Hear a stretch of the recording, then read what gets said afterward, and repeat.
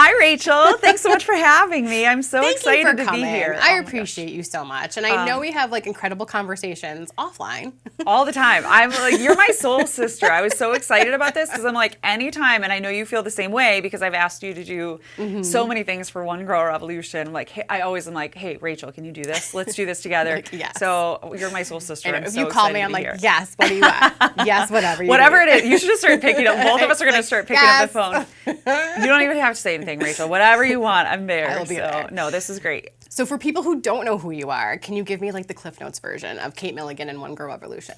Yeah, so my name is Kate Milligan. I'm the founder of One Girl Revolution and the host of the One Girl Revolution podcast. And One Girl Revolution is a nonprofit multimedia organization that highlights the stories of world-changing women and girls. And I founded One Girl Revolution 6 years ago after working in PR and media for so many years. And I know you've had that experience. I lived in DC, worked in PR and media, and I was so frustrated by the fact that women's voices and their stories weren't often told or weren't often heard in the media. And when the stories are highlighted, they're always politicized or divisive, or they'll edit something to make it not the story that the woman was telling. So, and I get it, right? Like in media, you have 30 seconds to tell a story sometimes, or you have like a sound bite to get your story across. But I was really frustrated by it, and I thought, well, I could either sit here and complain about it, or I could start something myself. And so it started as a little podcast. It was like my little heart dream. And now it's grown and evolved into this multimedia organization where we have the podcast. We have over 250 episodes, which is crazy. I just looked at that today. Like when you first walked in, I was like, 250 episodes? Yeah, it's insane. Number one, it's insane. Number two, it's insane that there's that many women making change in this country and our world, and that are not being heard or their stories being told. So going back to your frustration in media, I don't think people understand, like, men still dominate media. They still have the program director jobs, and they still have the executive producer jobs, and they still have the jobs of the people in management who greenlight the stories. Yeah. So that's problem number one, is it's still mostly news directors are men. Problem number two is women journalists, female journalists, still generally get the pop stories, right? Like the soft stories. They're not being given the harder stories. And so I love that you figured out, okay, here's a gap, and then I'll just fill it. Right? You didn't overthink that part, which is fascinating to me because I feel like a lot of people overthink that part. You just did the next best thing. Yeah. We overthink it. Like, I didn't know how to do a podcast. Like, I didn't know anything. I, worked in PR, which is like all, as you know, but for people that are listening, it's like, it's all the background stuff, right? It's like writing press releases or sending emails or pitching the stories. And I was kind of already starting to do that, like in my PR career, where I would see a story that inspired me and I'd be like, why isn't this being covered? Right. Like, so-and-so reach out to a reporter or a producer, and I get it. Like, they're trying to get eyes on their news coverage, so they're picking the most salacious or interesting thing that they think.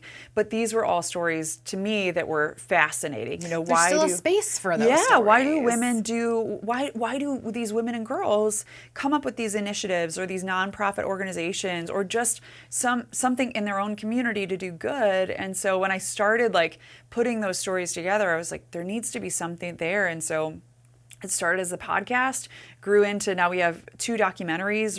We were nominated for an Emmy Award, which is crazy. And then we utilize social media, and like social media is such a powerful force for good if we use it in that way. And I know you do that. And so many of the women that we cover, that we highlight, they use social media to reach people. Right now is Mental Health Awareness Month. And it's like, we're able to reach people and say, hey, like if you need help or something's going on in your life, you're not alone. And we can really, through highlighting these stories, we can encourage other people to do good, and also for people to know that they're not alone. What I also love, the women you cover did exactly the same thing that you did, right? Yeah. There's a gap. Why is this not happening? Why is nobody helping this? Yeah. Why are we not getting like feedback about this or finances to support this? And so they just, okay, well then I guess I'll do it, right? Yeah. Like it's really that simple. It's not that simple when you're doing it, right? When you're involved in it, because there's obviously obstacles everywhere. Yeah. However, like, it's fascinating when you choose not to see the obstacles and you just see the opportunities. how like life really changes, especially when you're helping people. There's people who talk about it, we all think about it, but then there's people who actually do it. Right. And that's why I love that you're highlighting those women. And it's so important, that first step, Rachel. Like I think this is so important for everybody to think about. I got so much advice when I came up with the idea for One Girl. Oh, Kate, raise $100,000 and then do the thing. No. And thankfully, I had amazing friends that like stepped in, supported what I was doing. They were like, "How can we help you?" My friend Rob, I will eternally be grateful to him, who runs Behold out of Chicago, and he was like, "Love what you're doing. Let's do these documentaries." But people stepped in and they like supported me. But I'm so grateful that I didn't know how much work it was going to be. That's but probably, also was probably good. that I just took that first step, right? Because you'll figure it out. Like that's the Yeah. thing, is like the first step is the most difficult, I think. And then there are obviously like other steps that you kind of hit along the way where you're like, all right, why am I doing this? I'm beating my head against the wall. Like, but you just keep moving forward. And I think like once you get past that first step, it becomes easier.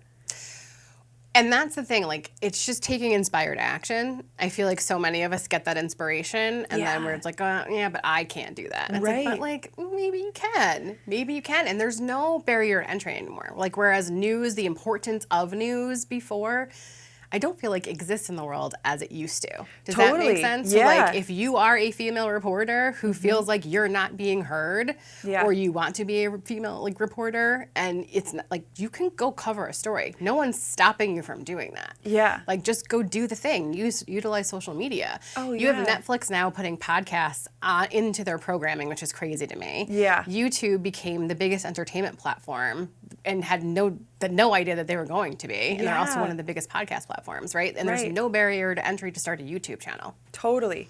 Like, is there a return on investment immediately? No. And I also feel like it depends on what niche. So it's like some people, yes, there can be a quick, okay, great niche. But for others, no. You're doing it because you want to highlight stories and continue to show people, like, look, we can do these things. Yeah. And you don't need the news to do it for you. You don't need to be greenlit by Hollywood anymore, right? Yeah. Like, you can literally start a Kickstarter and make a movie Or on even- your iPhone. Right, or even just have an crazy. Instagram, right? If you have an Instagram or any kind of social media, TikTok, I know people are doing really innovative things on social media, but I think so often, and you've heard me say this before, about how we're as unique as our fingerprint, right? That we are the Yes. only person in this world that can leave our unique imprint on the world. And we talk about that a lot with One Girl Revolution, because I believe every single woman and girl is a one girl revolution and can change the world through their life.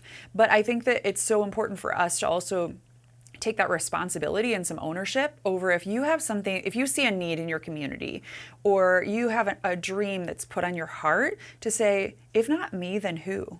Like maybe I'm the one, maybe this is why I'm here, right? Maybe this is the reason why I'm here, or maybe this is the reason why, like I love the stories that we've had on the podcast where it's like somebody's gone through hell and back, and then they became this amazing force for good, and they're able to tell their story, and now they're doing good and helping other people who went through a similar experience. But it goes back to that, we're as unique as our fingerprint, and I think we need to take some ownership and say, you know what, there's a reason why I was the one that saw this need in my community, or I'm the reason, like, there's a reason why I went through this, so I can Right. help others. Well, because we live in a space of like, somebody needs to do this. And it's like, well, maybe. Yeah. Like, Yeah. Somebody else. I mean, I know you've experienced this too. It's like, why me? Like, I have so Right. much other stuff going on. Yes. But I think to have some ownership of it and say, you know what, there's a reason why I saw this, or there's a reason why I have this Instagram page, right? And I'm going to start using it to post things that inspire me. It doesn't have to be like, you don't have to found a nonprofit organization or do No. something big. To me, sometimes the little things that we do, those little, like even just like little interactions that you have with people in the coffee shop or, on the street, it's like those can have such a massive impact. It's a domino effect Yeah. too, and I don't think people realize that. Yeah. And that's why I want people to tell their stories more. That's like Yes. literally why I'm just like, no, everybody has a story to tell. Like, and Yeah. it's not for you; it's for the next person to hear it. Right. That might be like, oh, I can do this too. Right. Or, oh, I was impacted in that way too. Right. And it fascinates me that people are always like, well, no, I'm just not that person, or I'm not good on camera, or whatever. And it's like, but it just takes practice. Totally. Like, we've just been doing it for so Totally. long that like it's natural to me now. Right. So like to explain people consistency, I think is hard, but Yeah. then also to set them up for success. Like I did something the other day where I'm like, if you want to vlog and you're just like, I don't have the time to do it, like just have everything ready. Have the gear ready, have the mic ready. Yeah. Like, you don't have to do anything yet, but just be ready to go so that when you are like, oh wait, maybe I should. Yes, then pick up the next thing. And no one's saying you have to post it, but just get in the habit of doing the thing. Yeah. And I think that's what people get so... they don't put themselves in alignment with the success of it, right? They put themselves in the alignment of like, no but, or I can't. Yeah, I don't have the time. Right. I don't have the resources. No one has the time. I don't like, but even like you and I were talking before we started recording just about like Canva or like design stuff. Yes. Like both of us, I don't know how to use Canva. I don't know graphic design, and we figured it out. Right. But we figured out when it works for us, right? Like I'm really creative, and I know you're the same way when there's like other distractions going on. So if I'm watching some random show or a movie, and of course I'm like paying attention, kind of depends how into my like design that I'm doing, but I figured out that like that kind of creative work I like doing at night. I love it. And so, figuring out like how to make it work for you, like, or, you know, if you just have ideas, like you can record stuff on your phone for Instagram and you don't even have to release it. You and I probably have so many videos and things on our phones. It's like, I don't have the time. Editors, but I don't use them for my personal stuff. So finally I hired a VA because I was like, okay, if I hire somebody, then I'll be forced to have to give her something. Right. And so now I'm like, okay, great. But then like there's a whole thing. Now I have to like approve everything. And I'm almost just like, okay. I feel like she'll get to know the voice eventually. So like we're in that training stage. So like I keep looking forward to like future Rachel where I can just be like, I don't need to approve anything. It's fine. Just fucking post it. I can't wait for that stage. We're getting there. Yeah. But right now we're in the stage of I have to check everything. And I have to approve everything. And it is what it is. It's okay. And that's why I love to do that stuff at night because it's just easy for me to like, I'm still with my family. They're watching a movie. They're doing a thing. And then I'm doing graphics. Yeah. That's okay too. Totally. He hates when I edit though because I'll sit there and I'll put a headphone in this ear and then I'll edit, and then he's like, he knows, like, I'm not paying attention at all. I'm just like, I'm totally just, what happened there? Yeah. Like, can you rewind? I do the same thing. Yeah. I make him also put words up, not just because I'm old, but I have to do the captions, so I know what's going on, so I could just, like, every once in a while be like, okay. Oh my gosh, totally you and I are the same person. I feel like my husband Joe is like the same. He's like, are you paying attention? Like, what is going on? Right, like, like, what's going on? Or they test you. Yeah. Oh, he's done that too. Like, what just happened? And I'm like, I don't remember. I probably wouldn't remember even if I wasn't doing something, to be honest, like ADHD. Because brain. Also we're like creative people. I don't stop. I'm a space cadet. Like sometimes I'm like thinking about a million other things. I'm like thinking about the video that I recorded 3 days ago and what I'm going to do with it. Or like the email I forgot to return that I like did and it's in drafts and I was like, shit, I should probably return that. It's super fun. I love ADHD. They still love us though. So I know. That's why I'm like, listen. I got back to you eventually. Yeah. And then my husband, he gets it. I'm just like, you can do the construction company because we have the construction company. Then I have the little boutique media company. Yeah. And then I started a paid community, which it's like, it's taking up way more time than I anticipated. Yeah. But when you're coming up with a system and a standard operating procedure, it takes time. And so I'm just in that space of knowing, like, it takes time. Yeah. So when you started the podcast from nothing and not knowing, did you tell people about it or did you keep it to yourself? Because what I also find is if you are somebody that's like, okay, great, I'm going to fill this gap. I'm going to do the thing. Yeah. Don't tell the people closest to you. Yeah. Because they are dream killers and they'll be like, you cannot do that or that's going to cost money or whatever it is. Did you tell people close to you or were you just like, I'm just going to do it and then not talk about it? I was very strategic about who I told, for sure, because I know that, like, I recognize that, but, like, my family has always been, like, my ride or dies. Amazing, yeah. Like, they're just, like, my sisters are amazing, my brother's amazing, too. Everybody's always like, you have a brother? Because we talk about the girls all the time. But my sisters are so supportive of one girl, so, like, from the jump, they were, like, in it, whatever I needed. I had like a podcast guest that like backed out 1 week. And so they were like, all right, cool, we'll do the sisters episode. And so we did like a sisters episode. And then like my parents were always like, you know, my ride or dies with it. But my mom was like, just believed in it from the beginning. She was like my biggest supporter of like sending me stories. So I told my family and then like strategic people that I thought could be helpful, like and friends that I knew that would support me. And I think that I had a mix of different people. I feel like I still do have a mix of friends, and I think we can all relate to this, where it's like, you know who your people are that like understand the dream. And I think it's like the dreamers, right? Like you and I connect on that, where it's like, we're dreamers and we're like hustlers, and like we fight for what we believe in.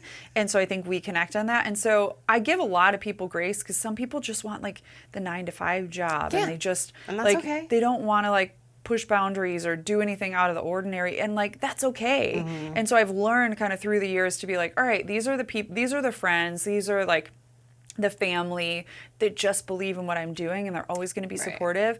I know I like posted on Facebook. I like started an Instagram page when I started the podcast.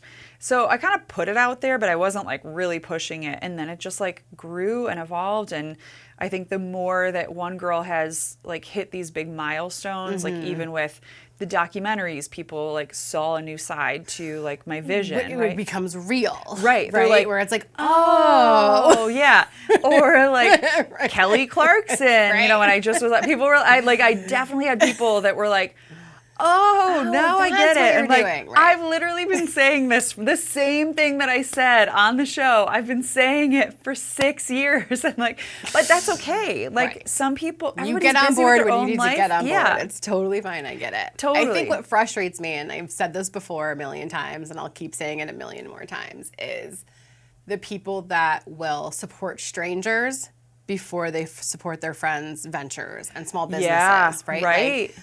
Like, you don't have to buy from us. That's fine. Right. You don't have to donate. That's fine. Right. However, to like, subscribe, share, leave a thoughtful comment, and tell other people about it, that's free. It actually costs you nothing to do that.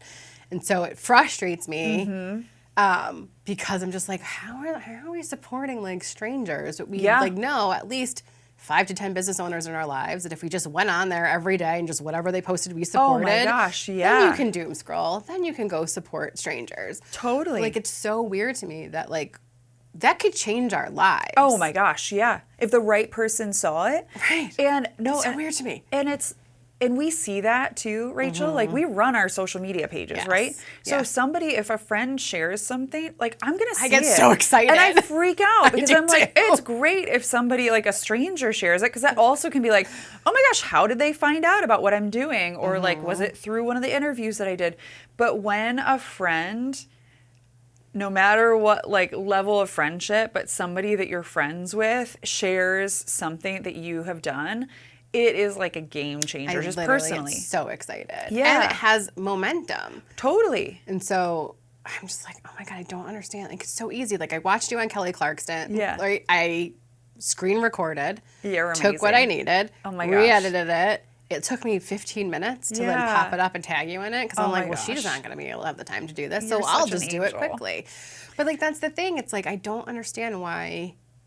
And maybe because they're not thinking outside the box, and because they're not doing this, they don't understand how important it is to people like us trying to grow something from literally nothing. Yeah. But like you just trick the algorithm a little bit. You have a couple people that like are supporting you, and then the algorithm thinks, oh, maybe more people need to hear about it, and then it takes off and you're good. Totally. But like we just need that support from early on. So it just frustrates me. Well, yeah, but then also on the flip side, like I love the stories of people or like just friends, and I'm going to give a shout out to Amy Gill and Carol Krumer from Scene Magazine. They found out about One Girl a couple years ago, and they like have just been so supportive, like time and time again, like finding ways to support One Girl and promote One Girl. Like they put the podcast on one of their like 6 podcasts in Metro Detroit lists. That's amazing. And so also like people just like standing in their space, right? Like whatever they're doing with like job or however you use social media, right? Like maybe you have a small, like you just use social media, you have a small following and you just use it to like post pictures of your dogs. Which if you will probably get more views. Kids and dogs. If that's your niche, you will literally get more views and followers than I ever have in my life. Totally. But if you like still like seeing what Rachel's doing or seeing what One Girl Revolution's doing and being like, hey, that was cool. Like, let me post about it. Or today, this morning, like I posted about Mental Health Awareness Month. And it's like, hey, like, you never know who might see something like that. So like just standing in the place, like whether it's professionally, like you have a magazine like Scene Magazine or you have social media, that's like your professional page, or if you just use it for whatever, it still matters. It still matters in a big way. 1,000%. It really does. Well, but for both of us being behind the scenes in media too, especially in public relations, like you're really curating, right, how people are telling their story and how they're being seen. So did you sort of find it easy to mix that world with what you're doing, or do you find it harder because you're so in the thick of One Girl to promote yourself isn't as easy as you thought, right? Because I could do the thing for everybody else. When I started doing the thing, I'm like, wait, what?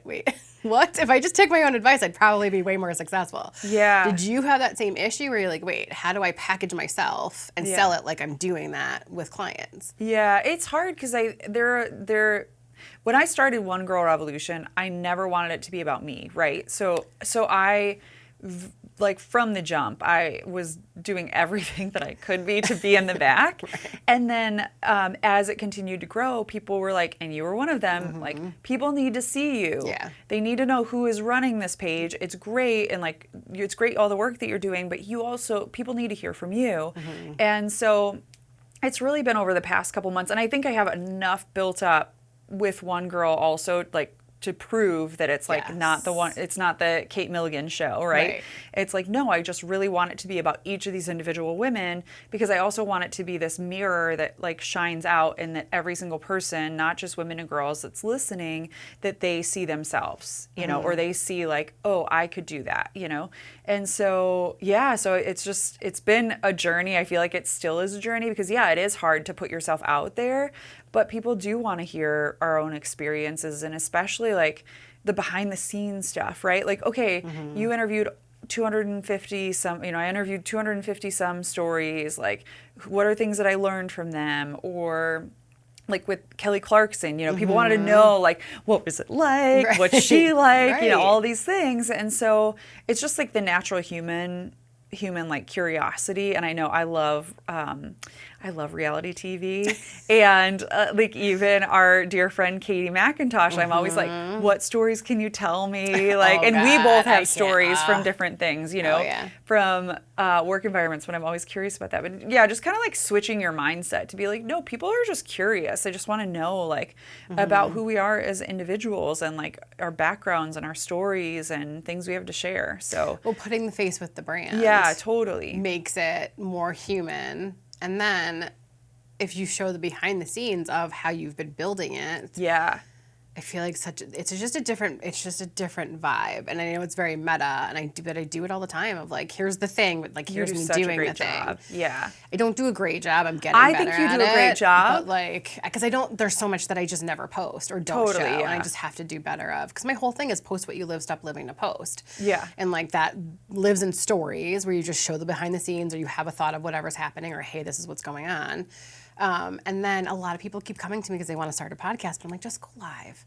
Don't do this. It's a very big undertaking, and it's its own full-time job. Totally. If you can just go live, then you don't have to worry about an editor. You don't have to worry about repackaging it. You don't have to worry about the graphics and like the post.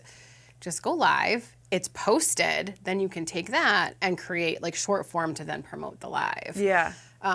Because I just feel like we get so stuck in the muck of post-production, right? Where it's like, okay, now, like we talked about earlier, I could do this part all day. It's the post-production part that I'm like, oh my God, now I've got to edit all of this. But if you're live, like it happened, it was. And my whole background was in live TV and live radio. So I was like, wait, why am I not doing this more? So I started live streaming every morning. And I know like now I think it's 70 touch points for like people to even know you exist. Yes. Right? Yeah.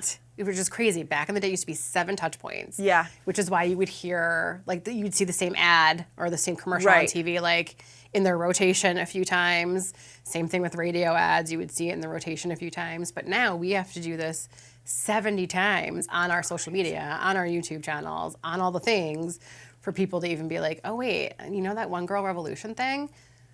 Maybe I should listen to an episode. Right. You're like, motherfucker. Right. But it is like, but that's why a lot of people also stop doing it, right? They usually stop after 8 episodes. Yeah. It's like which the grade 8. Right. And I remember seeing that stat when I started. And so I was like, if I could just get to 10 episodes, that's good. Then I'm good. Then 10 turn to 20. But that's such an important thing for people to think about, right? It's like you have to, if you really believe in something, there are going to be times where you have to fight for it. You have to work really hard, and everybody's got to be invested too. You know, like your family's got to be good with it. Your friends, like it also cuts in, and you know this too. It's like the sacrifices that you have to make to chase your dreams too. And it's sad because there are also people that don't understand it, you know? And so it's like, well, I haven't seen you in a long time. Like, well, because I've kept my head down and I've been powering through, you know? Head down and powering through is literally the definition of my day. However, like I know the why. I know why I'm doing it. And I see, and I think that's like something that we have in common is like we creatively can see the end point. Yeah. And so, like, I'm not clear on how it's going to happen. I don't think that's up to me. I think that's up to, like, God, the universe, source, whatever you believe in. Yeah. I think I just have to hold the vision of what it is that I know is coming. Does that make sense? Yeah. And that is in alignment with me. And then it'll, like, all the little tiny pieces will just fall into place. Yeah. Like, even meeting you was, like, I saw Dr. Emily on social media, and I was like, I feel like I need to know that woman. Then she hired me to do her event that you were speaking at. Yeah. And then I was like, I need to know her. Right? It literally, but like magic happens when you leave the house. I think so long, I was like, I don't know how to network. I've always been headhunted. I've never had to like try to get a job. And that's not like a flex. It's just the reality of the space I live in. Yay for me. Well, that's not true. I left HSN and then came to Atlanta and then like pursued a job in radio. So like, okay, that's, But still, in that zone of like genius of thinking like, oh, like things will just happen for me. No, things don't just happen. You have to leave your fucking house and you have to go meet people. Yeah. And even if it's in the DMs, which I'm sure that's where most of your like conquests for interviews start, is just reaching out to people in the DMs of like, hey, this is who I am. This is what I do. I'd love to feature you. Yeah. How often are you reaching out to people and then do you usually get a yes because what you've built now speaks for itself in a way, right? Yeah, I would say it's definitely easier now. Like when I first started reaching out to people, I didn't even have a website. Like I had like an Instagram and like, you know, posted these little like kitschy graphics that I pulled together with Canva because I didn't even know how. And so it's definitely gotten easier, like that we've built up, and people can look at the website. They can scroll through and be like, oh my gosh, here are all these other stories and all these other people. But those are my favorite stories where it's like I stumble upon something and I'm like, oh, this is really really beautiful or really fascinating, or I want to know this person. And it's, I think for so many women say yes because they don't have a lot of opportunities. And especially now, most of the women that we're having on are nonprofit founders, and there are exceptions to every rule.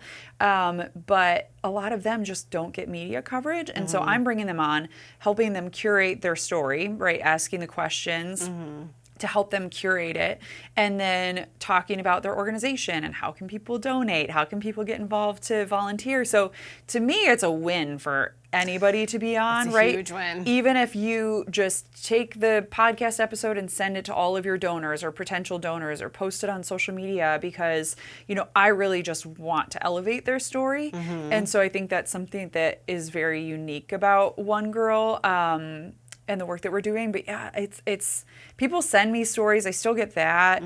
We'll get cold emails sometimes. I interviewed a guest a couple weeks ago, and she just stumbled upon One Girl and was like, I love what you're doing. This is who I am. This is my story. So I always say, like, I'm the one girl behind One Girl Revolution. So it's like, message me on Instagram, email through the website, do whatever. Like, you will get to me. And your email will get to me.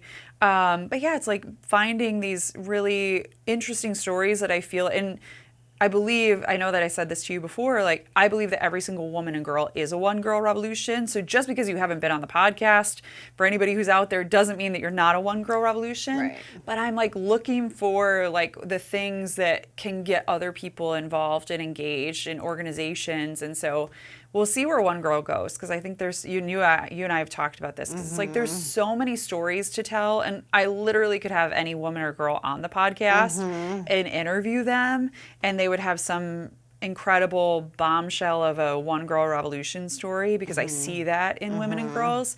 But it's figuring out how to build it out, you know, and how to build from where I am. I think that's the hardest part, is like I started to do stories like literally follow people because I wanted to cover them, and then I just realized like I don't have the bandwidth and I don't have the financial resources to then like post-production, because documentary is such a huge, it is like putting the biggest puzzle together that you've ever had to put together. And so I think that like I started to push a certain avenue that I knew I wanted to go down, but like had to realize, okay, I don't have the bandwidth to do this, and I don't have the team to do this yet.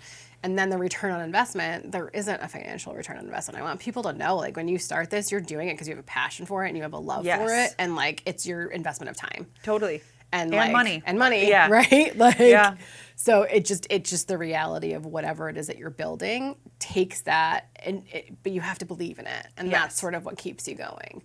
And I feel like that's why a lot of podcasts die, because people just do it because they think like, oh, I'm supposed to be doing a podcast now. It's like, no, it's not. That's not a good enough why. Right. And it's like anything, like you have to have skin in the game too, right? If somebody just gave you $5,000, and like you and I both are at the point, because we have so much of our own skin in the game, time, money, our talents that we've poured into it, I would know exactly what I would do with that, you know? And I would make it matter more than like had I gotten it right at the beginning, right? I would have probably just like thrown money at things that I thought were problems that weren't problems. Well, because you don't know any better. That's the thing. That's why so many people get taken advantage of, because they're just like, oh, I think I'm supposed to do this. And it's like, yeah. So yeah, it's interesting, but it's like you're investing in yourself, like doing a podcast, but you have to have some skin in the game, you know? So people think it's going to be easy. Oh, this costs more than I thought, or this takes more time, or all the different pieces to it. But if you can just like power through that, that's what I always tell people. It's like, if you really believe in what you're doing, if you just keep doing it until you're like, I just can't do it anymore, then you never know what might happen. That's the thing. Like Kyle Draper, who I had met a while ago, said in a podcast interview I did with him, he's like, nobody cares until they do. Yeah. Right? So like, are you creating in the dark and nobody cares and nobody's subscribing or following you? Yep. Yes. You have to be okay with doing this as art for the sake of art. That's what I always like. I explained that to my husband one day. I was like, I just feel like you have to understand that I'm like a painter. Yeah. And I'm inspired. Yeah. And like I can get the canvas and I can get the paints and I can put it all together. If nobody buys it, it doesn't mean I'm not still proud of what I created. Right? Like that in and of itself has to be good enough at the end of the day. Does that make sense? So like if I didn't get another subscriber, another follower, or I don't have sponsorship, or like I don't brand it, like I'm not doing it for that anyway. So I have to be okay with creating in the dark and just creating something because I was inspired to do it. That in and of itself has to be the spark. Yeah. If it's for other means of resources, it's not going to work out. Well, I think it's therapeutic for us, like the creative side of it, because even when I started the Instagram page, I just like put up, like I should actually scroll back and go look for 6.5 years ago, because it's probably like, who knows what random stuff. Like I probably wasn't even, I think I always followed like a sort of brand guide, you know, with colors and stuff, but it probably was like, I know that's your PR background where you're like, yeah, a little bit.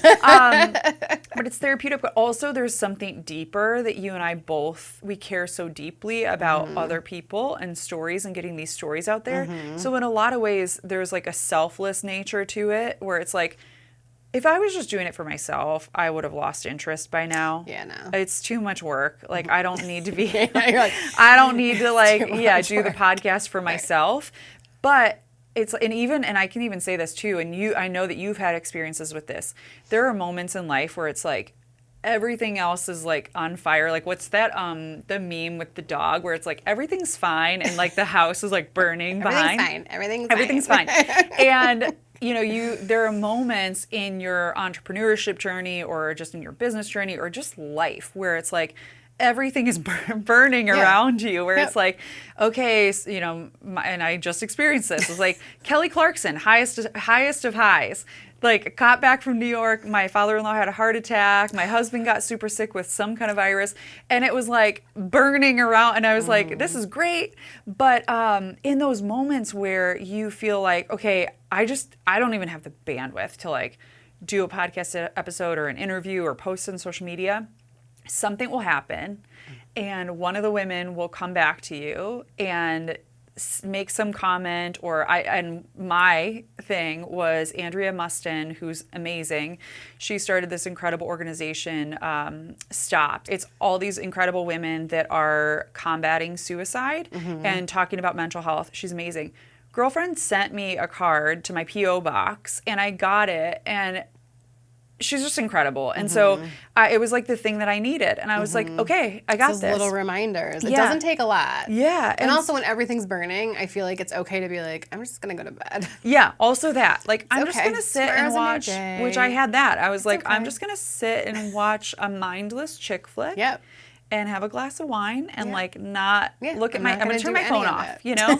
And so we need those moments Yes. too, but I think it's important twofold. Like, one, for us to look for those little moments, look for those beacons of light that it's like, okay, I'm doing the right thing. Yes. Like, but also we can, and this goes all the way back to like the friends with Instagram and stuff. It's like, we can be that person to also support other people. 1,000%. And you never know what one little like text message, like, saying, hey, I see you, I love what you're doing, like I just was thinking about you, and I saw this particular thing, I saw this thing you posted on Instagram, and I just needed that inspiration.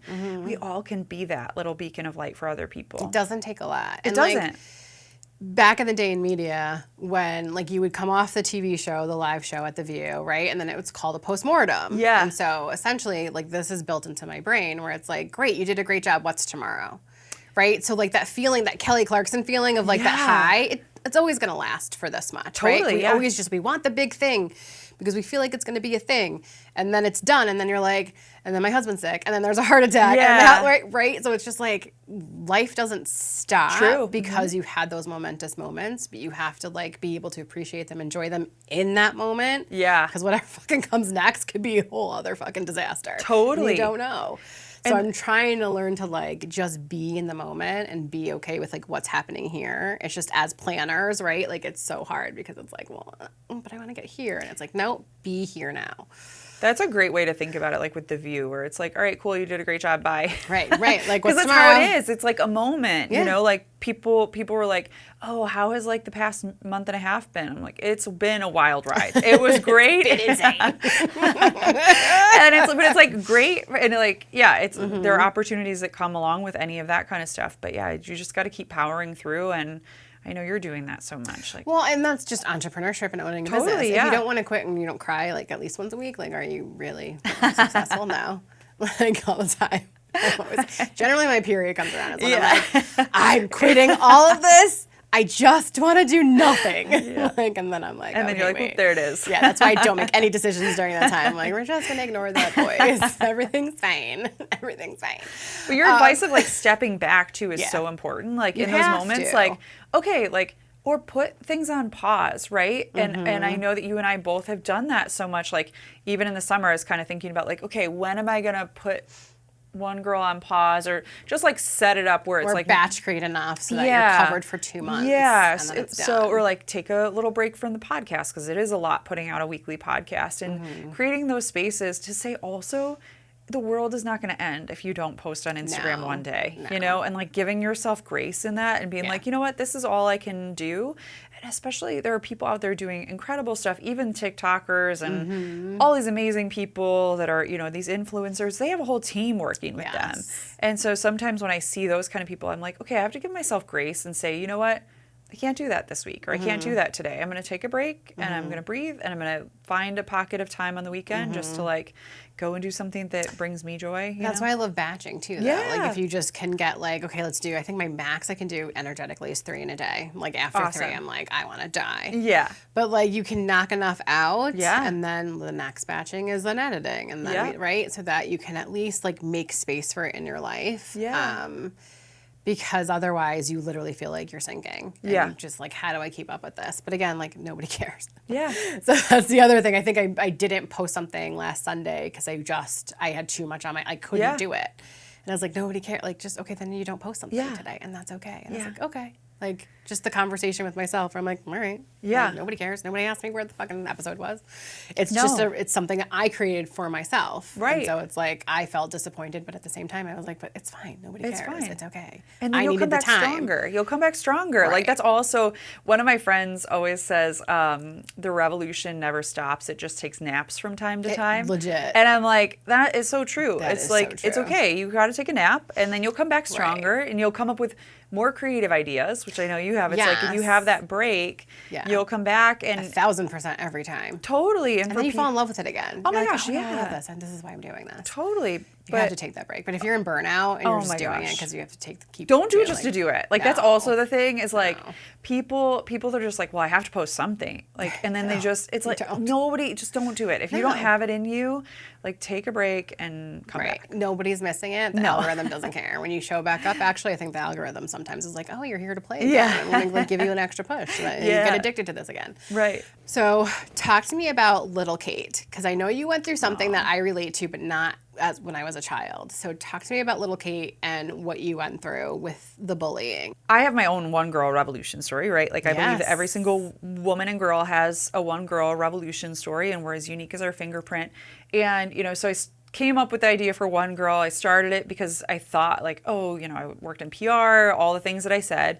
And it was maybe 2 years in that someone had asked me, like, oh, what's your, like, one girl story? Like, or why do you really care about, like, this, like, women's voices and stories? Because I found interviewing all these different women, there's always a reason, right? There's like a spark moment, something that happens in their life that just becomes the driving force for why they do what they do, why they care so deeply, right? And I'm always curious about that. Like, what is the driving force for people? Me too. And so I started reflecting on my own story, and I think it goes back to me not wanting to make One Girl about me. Right. So I kind of had just never really thought about it. And so 2 years into One Girl, I started thinking about when I was a little girl.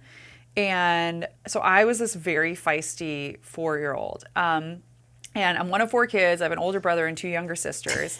And my parents, when I was 4, would always say that I was either going to be the CEO of a Fortune 500 company or the dictator of a small nation. And oh my gosh. And I've not changed. I'm like still the same. But I was this little like boss. Like everybody listened. My siblings would listen to me. And my parents just like thought it was hysterical. And I never did it to other people. I only like did it in the house. I was like the little mom, like making sure my sisters were in bed. Like even, and there's this story that my parents would always talk about how like I got to stay up a little bit later than the girls, and Peter and I were watching some movie or something. And we heard one of the girls get out of their bunk bed. And I like march over to the steps and I opened the door and I was like, girls, get in your bed. And the girls like got in bed. And so anyways, I was this happy-go-lucky little kid, very opinionated. I always was like coming up with these ideas, which is like funny to think back on. Like I did this lemonade stand to support pregnant women in my community. I'm like, well, how did I was 4 or 5. random. Like, how did I was like, I don't know. Like they need like baby stuff. And I've always loved babies, like even from a young age. So it's like, they need help. And so my parents were like, all right, cool. Like do the lemonade stand. So I was like always coming up with these like different things that I was doing in the community, and then got to school, and like so many people, I was like so excited. I was like, I have opinions, can't wait to raise my hand and tell everybody what I think about whatever the teacher's talking about. And very quickly, Rachel, I started getting bullied. I had, simultaneously, I was this very, feisty little kid. I have a very rare immune deficiency called Job syndrome. So Job, named after the Old Testament, and he suffered greatly. And people with eczema, or people with Job syndrome, suffer greatly. So I had terrible eczema. I would itch my hair out as a little kid, and suffered greatly. I mean, my clothes would stick to my skin. It was so bad, and would get really bad in the summers. But my mom, she was so amazing. She would always make me feel really beautiful. She always wanted her kids to feel really beautiful. So I didn't have a lot of hair, but she would French braid what little hair I had and put these really cute little bows. I mean, it was like back in the 80s and 90s when that was all the rage. And we'd have these cute little pinafore dresses, all cotton, so it didn't stick to my eczema skin. So I always looked so pretty and put together, but very quickly I started getting bullied. Like, oh, there's a little rash girl, or I wasn't invited to birthday parties because I had rash, and the other kids didn't want to catch it. And it's like, it's eczema. Right. And also, where were the parents? No shit. Where were the parents that were like, hey, and this is like, shout out to parents. Parents have so much power in these situations to say, you know what? Let's make sure we invite all the kids at the school, like in your class, or bring things for all the kids. Like, I would get just X'd out of everything, and so like kids would bring like snack, and there wouldn't be one for me, and oh my God, so it just was really bad. And one girl in particular was pretty vile, and she simultaneously, I considered her my best friend. So it's like the funny things. I'm like, why did I consider her my best friend? She was so mean to me, and she was like instigating all of this bullying. And so I went from being this feisty, happy little kid to not talking in class. I wouldn't raise my hand. I wanted to be invisible. I would cry every single day going to school. I didn't want to go. I wouldn't sleep at night already because I had terrible eczema, but then I was so stressed about going to school and what other kids were going to say. And so 2 years into One Girl, I started reflecting on that experience. And I was like, I know what it feels like to be ignored.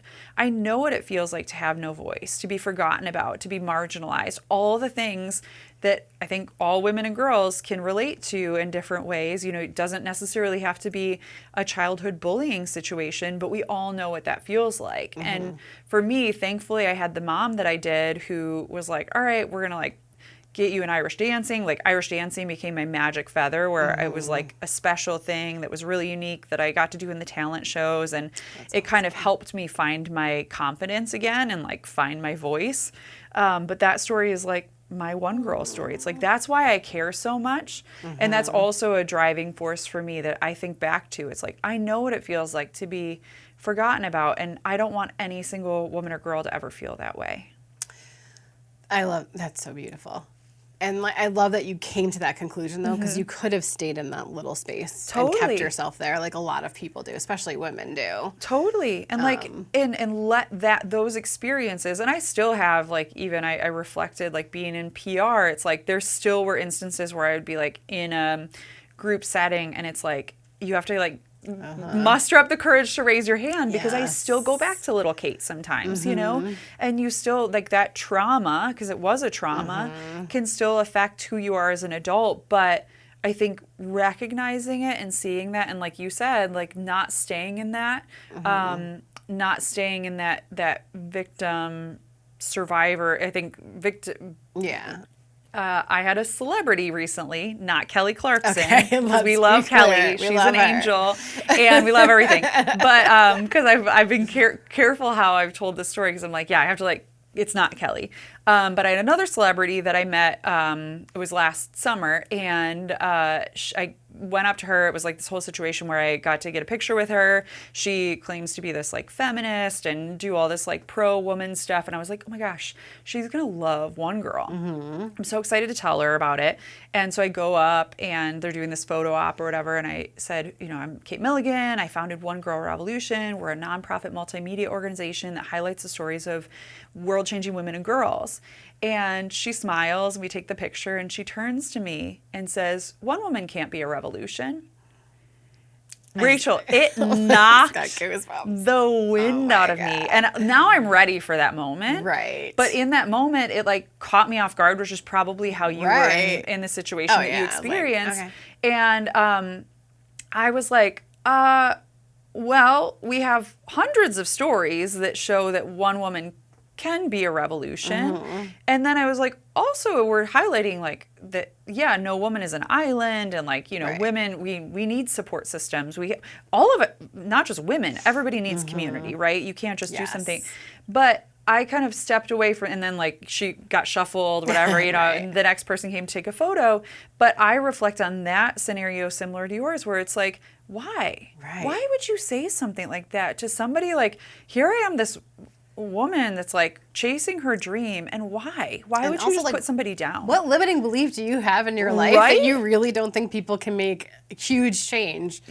Look, there's Sad. 254 interviews Oh my on gosh. the One Girl Revolution No. podcast page that I would say is the complete opposite of that. Totally. And shame on her. Like, Yes. shame on her and I think about that a lot, where it's like, shame on you for claiming to be for women. Right. And you just put not me down, but Yeah. you also put our entire community down and Yes. everybody, all the other women and girls Right. out there. So Which makes you want to do it even more now. I know. You're like, great, I'll show So I you can't the wait till one opposite. day. I hope she saw Kelly Clarkson. No, Oh my I did God, think you're about. so I good had a on that moment show, where I was too. like, I did have a moment where I was like, is this where I drop it? And then I know, you could tell me say, after, Kelly, though. you also had this woman on your show, and I'd like to tell you Just some. want you to know. I'd like to dish some goss with you. And tell you- Dish some goss. She's I mean. love you She's so a mean girl. I mean, But you it's like, decide. Ultimately, you decide you what make you the are. choice. Oh, totally. And I had a woman on the podcast recently that talked about how all women and girls are either victim, survivor, or a creator. And she was like, women are made to be creators, right? You think about your body, and like women are constantly creating. And that doesn't necessarily just mean like what we're doing. No, we It can doesn't create mean something out of nothing. We can create a anything. meal out of nothing. Oh, totally. So it could be anything. Whatever your thing is, like, that's creating Yes. beauty in the world, right? We all create. I And we always all say that we create. are all creators. Yeah, and so she talked about, she has this amazing organization called Freedom in Fashion, and she works with survivors of human trafficking, survivors of abuse, and she's like, my goal is to always get women from the victim to survivor, and then survivor back to creator, because we were all meant to be creators. And that was so profound to me, and I think about that with my own story. It's like, yeah, was I a victim? For sure. Am I a survivor of that? Yes. For sure. But I want to be like standing in the creator space, because that's love that's it. where that's where each of us were meant to be. We were meant to stand. People say like stand in your power, and that's what that means to me. It's like standing in the space that you were created to make a difference. That's the first thing I tell every client in every like class that I teach. I'm like, okay, we're gonna flip your mindset from consumer to creator. yes. Because when you stop consuming, you will magically find the time to be a creator, right? So it's Yeah. like weird because everybody's like, well, I don't have time to post, or I don't have time to do this. I'm like, great, that's amazing. Audit your time and tell me how much time you're spending on your phone, doom Yeah. scrolling. Yeah. Great, now don't do that anymore. Yeah. And instead, create. Yes. Use the time to create. It's Yeah. fascinating how like when you flip that mindset too, it changes all the other things because we really are the creator. Yeah. Well, thank you so much for being here with me. I Thank love you you. so much. I love could you talk so to you much. for hours. Oh my gosh. I I love you so have much. you on and Katie Mack back on. Oh my gosh. Where we can like, we have to figure out how we can dish without like, I don't know. We'll just have to like talk through it, because Right. yeah, We have obviously, to talk through some of the stories. Yeah, how we can not share the personal details. Because I of think people. people will find it fascinating, the behind the scenes of curated media. And Totally. reality shows aren't really real. Yeah. Oh my that gosh. real. Well, I It's, I like, like want to hear fascinating. all of her stories Oh God, too. they're so good too. And even like she told me, we'll have to talk about it when she's here. But like she told me about how she was on The Price is Right, which I never knew that story, and like it was crazy. It was like bananas to me, and like she's got the so best many out stories. of all of us, probably. Yeah. if she's willing to go there. Oh my gosh. And we're going to keep working together. I know we're so I already many know. exciting It's things. happening. So thank you for having me on, and thank you for being so love you. supportive of One Girl Revolution, and for being a One Girl Revolution, and for doing just the being thing. a part of everything that One Girl Revolution stands for, because you're just such a I beacon love of it. light. Anything that can amplify other people's stories, right? Especially women. We're just Yeah. so underserved in the media that like, okay, great, then we're just going to keep carving out our own spaces. Yeah. That's okay. It's true. It's not a big deal. It's okay. Yeah. We can do it. Yeah. We can do hard things. It's true. And I hope other women that are listening, and really everybody who's out there, like, Yeah. I hope that every person that's listening, that this maybe gave them some courage to step out and try something, right? Like, and that's one other thing just to like end on is when I started One Girl Revolution, I was like, worst case scenario, I do 10 episodes of the podcast and have this Instagram that I never touch again. Right.